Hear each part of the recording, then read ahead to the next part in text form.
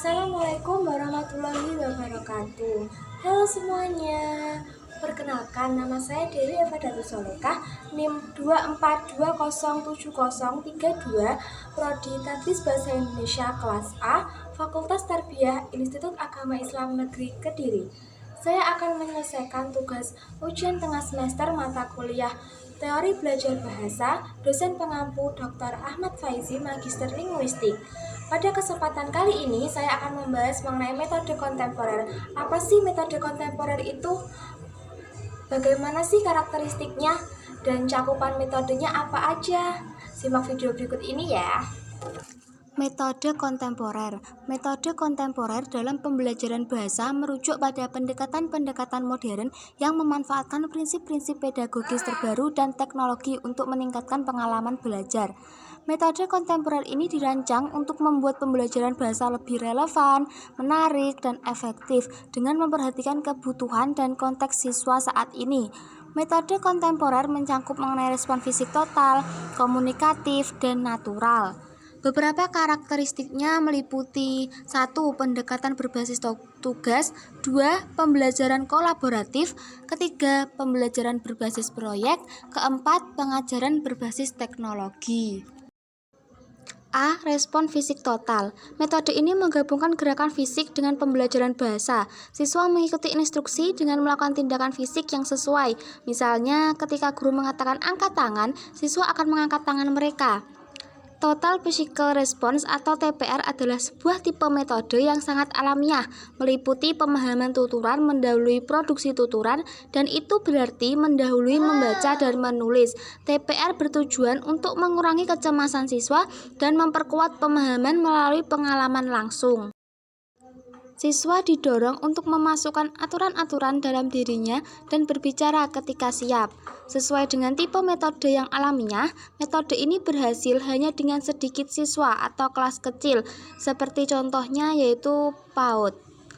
James Asser, penemu TPR pada 1970, menyatakan bahwa karakter unik penampilan pembelajar berupa respon aksi fisik ketika para pengajar memberi perintah dalam bahasa sasaran.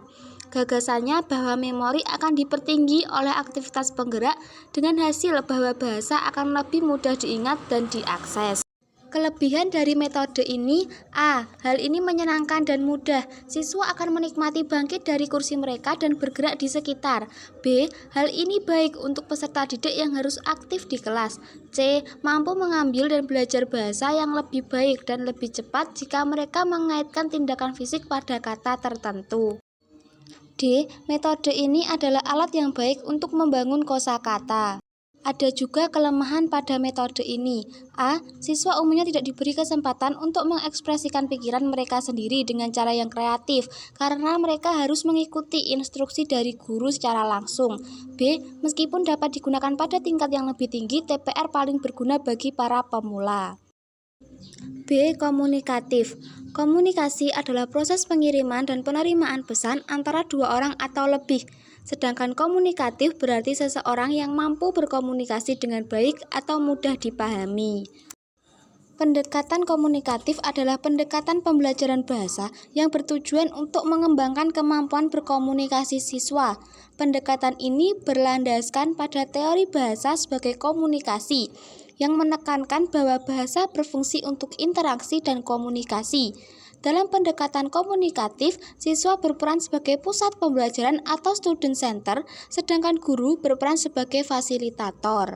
Selanjutnya, ciri-ciri komunikatif. 1. Kegiatan-kegiatan komunikasi fungsional terdiri dari mengolah informasi, berbagi dan mengolah informasi, berbagi informasi dengan kerjasama terbatas, dan berbagi informasi dengan kerjasama tak terbatas. Yang kedua, kegiatan interaksi sosial terdiri atas improvisasi, lakon-lakon pendek yang lucu, aneka simulasi, dialog dan bermain peran, sidang-sidang konversasi dan diskusi, serta berdebat. Langkah-langkah. 1. Tahap persiapan. Guru perlu merumuskan tujuan pembelajaran dan menyiapkan berbagai strategi yang berhubungan dengan pokok bahasan yang diajarkan. 2. Tahap pelaksanaan. Guru menyajikan materi pelajaran dengan memanfaatkan pendekatan komunikatif sehingga menarik perhatian siswa dalam proses belajar mengajar. 3. Tahap evaluasi. Guru mengadakan evaluasi materi pelajaran yang lebih menekankan pada aspek kognitif dan afektif. C. Metode natural. Metode natural dalam teori belajar bahasa adalah pendekatan pembelajaran yang disebut the natural approach. Metode ini dikembangkan oleh Tracy Taylor dan Stephen Krashen pada tahun 1983. Pendekatan ini didasarkan pada pengamatan bagaimana anak-anak memperoleh bahasa ibu mereka dan bertujuan untuk mengadaptasi proses tersebut ke dalam lingkungan belajar orang dewasa. A. Pemahaman tuturan mendahului produksi, bahwa produksi hanya akan efektif apabila siswa telah menangkap aspek pengertian pada akuisisi bahasa asli. B. Penggradasian materi dan sintaksis melalui induksi. Kalimat dihadirkan dalam bentuk tingkatan sederhana hingga kompleks dan berada satu level lebih tinggi daripada yang dikuasai siswa. C. Hipotesis monitor. Model ini muncul setelah Krashen membahas fenomena performasi pembelajaran bahasa kedua, yaitu pertama, hubungan yang signifikan antara urutan kemunculan gramatikal tertentu. Kedua, terjadi perubahan pada urutan alamiah ketika pembelajaran mengerjakan tugas membaca dan menulis.